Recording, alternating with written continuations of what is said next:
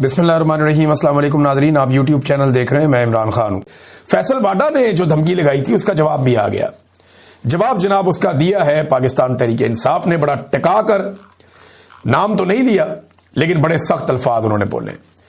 तहरीक इंसाफ ने कहा जी पाकिस्तान की आवाम ने बेनामी जायदादें सुनी हैं, बेनामी बैंक अकाउंट सुने हैं, बेनामी लेन देन भी बहुत देखे हैं, मगर मुल्क के सियासी कबाड़ खाने से पिछले कुछ बरस से एक नया तमाशा भी निकला है। एक बेनामी सेनेटर, ये वही शख्स है जो हर वक्त फटे हुए माइक की तरह मुसलसल शोर मचाता है और जिसकी पूरी सियासत सिर्फ गैर मुहज़्ज़ब ज़बान, धमकियों और बाजारी जुमलों पर खड़ी है। इस बेनामी सेनेटर ने जो रकीक, घटिया और लुच्चड़ ज़बान इस्तेमाल की है वो इसके अपने ज़हनी मेयार और गैर सियासी होने का मुंह बोलता सबूत है। कल तक यही शख्स इमरान खान के कदमों में बैठकर उनको अपना वालिद जैसा करार देता था, बिल्कुल देता था, सियासी साया तलाश करता था और आज अपनी सियासी यतीमी छुपाने के लिए उसी इमरान खान और उनकी फैमिली पर हमला आवर है। लेकिन ये बहुत सारी चीजें और बहुत कुछ लिखा हुआ है कि इमरान खान साहब बड़े डटे हुए हैं, लेकिन ऐसे शख्स के बारे में या उसकी जानिब से ऐसी की तैसी कहना किसी सियासी जमात या खानदान के खिलाफ नहीं बल्कि बराह रास्त अदालत आलिया के हुक्म की तौहीन है। पहले भी यही बेनामी कबाड़ी सेनेटर सुप्रीम कोर्ट में हाथ जोड़कर माफी मांग चुका है। फैसल वाडा साहब ने जो जबान इस्तेमाल की ना वो वाकई बहुत घटिया है और उन लोगों के बारे में जिनकी वजह से फैसल वाडा की सियासत शुरू हुई। आज फैसल वाडा को कौन जानता है? सिर्फ यही जानते हैं ना कि इमरान खान साहब के साथ होता था, वरना तो इसकी अपनी पहचान कोई नहीं थी। फौज भी इन्हें कभी किसी ओहदे पे ना बिठाती, कभी सेनेटर ना बनाती अगर ये इमरान खान के साथ माजी में ना चले होते। इनकी सारी अहमियत इमरान खान की वजह से, जैसे रेहाम खान को लोग जानते हैं इमरान खान की साबिक अहलिया होने के नाते से, वरना बहुत सारे और लोग ऐसे हैं जिन्हें लोग नहीं जानते, बहुत सारी खवातीन ऐसी हैं जिन्हें लोग नहीं जानते। तो फैसल वाडा हो गया, ओन चौधरी हो गया, बहुत सारे और लोग हो गए, इनकी पहचान इमरान खान की वजह से, इनकी अपनी जाती कोई पहचान नहीं है। ये लोग हमेशा, ये जहां मर्जी चले जाएं, ये इमरान खान की वजह से ही हमेशा पहचाने जाएंगे। और इमरान खान के बारे में डिप्लोमेट मैगजीन है अमेरिका का, उसने एक बड़ा जबरदस्त आर्टिकल लिखा है। ये आर्टिकल बहुत इंपॉर्टेंट है कि क्या इमरान खान साहब को कत्ल किया जा सकता है। ये बहुत इंपॉर्टेंट आर्टिकल है, इन्होंने बड़ी रिसर्च के बाद ये आर्टिकल लिखा है और इसमें बड़ी जबरदस्त चीजें हैं, मैं आपके साथ शेयर करता हूं। सबसे पहले उन्होंने कहा जी कि पाकिस्तानी फौज इमरान खान को खत्म करने की मुतहम्मल क्यों नहीं हो सकती। उसकी वजह, बेपनाह मकबूल लीडर को हटाने से बहरान खत्म नहीं होगा, उससे एक ऐसी कैफियत पैदा हो जाएगी कि पाकिस्तान की रियासत उस कैफियत में जिंदा नहीं रह सकती या कायम नहीं रह सकती।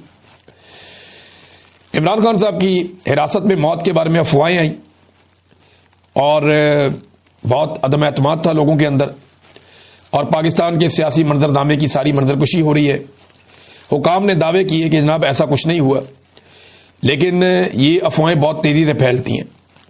आसिम मुनीर साहब ये समझते हैं कि इमरान खान को ख़त्म करना एक बड़ी तबाहकुन गलती होगी जिसे एस्टेब्लिशमेंट किसी सूरत बर्दाश्त नहीं कर सकती। लेकिन इमरान खान एक मुख्तलिफ हकीकत है और पूरी कौम में उनकी हमायत है और पाकिस्तान से बाहर भी उनकी हमायत बहुत बड़े पैमाने पे फैली हुई है। जब उनकी गिरफ्तारी हुई थी 2023 में, तो उसके बाद क्या हुआ था उसके बारे में फिर सारा कुछ लिखा हुआ, किस तरीके से क्या कुछ हो गया। तो उन्होंने कहा खान को खत्म करने से सियासी बदअमनी को भड़काने का खतरा फौज नहीं ले सकती, खासतौर पर ऐसे वक्त में जब मुल्क की मईशत बहुत बुरी तरह तबाह हो रही है। खान को हटाने से पाकिस्तान की सियासत में एक बेमिसाल शहीद पैदा हो जाएगा और ये बहुत मुख्तलिफ शहादत होगी अगर इमरान खान को कुछ किया गया तो।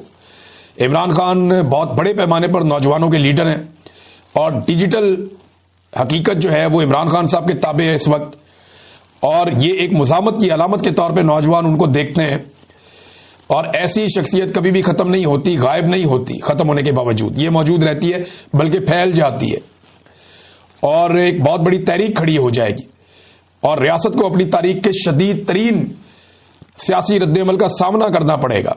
अगर किसी के दिमाग में ये खुराफात हैं भी तो ये वो खदशात हैं जो सबके दिमाग में हैं कि इमरान खान साहब को खत्म करने से इनकी अपनी नस्लें खत्म हो जाएंगी। नादरीन, आज फिर मुलाकात का दिन है और मुलाकात का दिन है तो सुहेल आफरीदी साहब का, उनके कुछ MPAs हैं और शाहिद खटक साहब का नाम आया हुआ है कि मुलाकात करवाई जाए।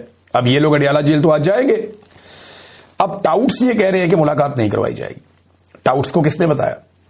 टाउट्स को उसी ने बताया ना जिसने ये फैसला किया। तो ये अदालत में तो जजेस नहीं बताते कि हमने क्या फैसला किया, उन्होंने तो फैसला करके दे दिया।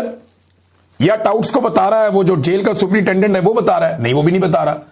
तो इमरान खान साहब जो कहते हैं कि जेल में एक कर्नल बैठा है और वो कंट्रोल होता है आसिम मुनीर से, और वो वहां से मामला चलता है, मुलाकात करवानी है या नहीं करवानी, आइसोलेशन में रखना है, अकेलेपन में इमरान खान को या नहीं रखना, तो ये चीजें वहां तय होती हैं। अब टाउट्स इसकी बुनियाद के ऊपर कुछ दावे कर रहे हैं। बहरहाल ये मुलाकात करवा दी जाए तो अच्छी बात है। अब वो कहते हैं जी सियासी मुलाकात नहीं होने देंगे, तो नवाज शरीफ साहब से जो मुलाकातें होती थी वो गैर सियासी होती थी। कौन सा लीडर है पीएमएलएन का जो नवाज शरीफ से जेल में जाकर नहीं मिला? दूसरी जमातों के लीडर जाकर नवाज शरीफ साहब से जेल में मिलते रहे। बहुत सारे सहाफी, कॉलम निगार, इनकी बड़ी तादाद जेल में जाकर नवाज शरीफ साहब से मिलती रही। हत्ता कि वो लोग भी नवाज शरीफ साहब को जेल में जाकर मिलते जिनकी कोई तुक्की नहीं बनती थी, लेकिन लगातार ये मुलाकातें होती रही हैं। तो इमरान खान साहब को भी मिलने देना चाहिए। मेरे ख्याल में अब टेम्परेचर को नीचे लाने की जिम्मेदारी एस्टेब्लिशमेंट के सर पे आती है, और वैसे भी आजकल एस्टेब्लिशमेंट में बड़ी बेचैनी है। वो चीजें जो डिस्कस करते हुए फौजी डरते थे और ये सोचते थे कि ये बात करेंगे तो ये प्रॉब्लम होगा, ये बात करेंगे तो ये प्रॉब्लम होगा, वो बातें अब रावलपिंडी में, इस्लामाबाद में डिस्कस हो रही हैं। वो आपस में बैठकर बात करते हैं, जनाब पूरा का पूरा इदारा ही रगबान हो गया। यानी वो जो ऑपरेशनल फोर्सेज हैं जो बहुत मेहनत करती हैं, उनसे ज्यादा वो लोग आगे निकलते जा रहे हैं जो लोग सिर्फ सियासत करते हैं।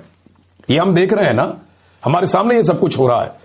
और जब किसी इदारे के अंदर ये लगातार होता है तो इसके ऊपर डिबेट भी होती है, इसके ऊपर बातचीत भी होती है, क्योंकि इदारा तो हमारा है, हम उसकी फिक्र नहीं करेंगे, पाकिस्तानी उसकी फिक्र नहीं करेंगे, या इदारे के अंदर जो लोग हैं वो उसकी फिक्र नहीं करेंगे, तो बाहर से आके तो कोई इसकी फिक्र नहीं ना करेगा।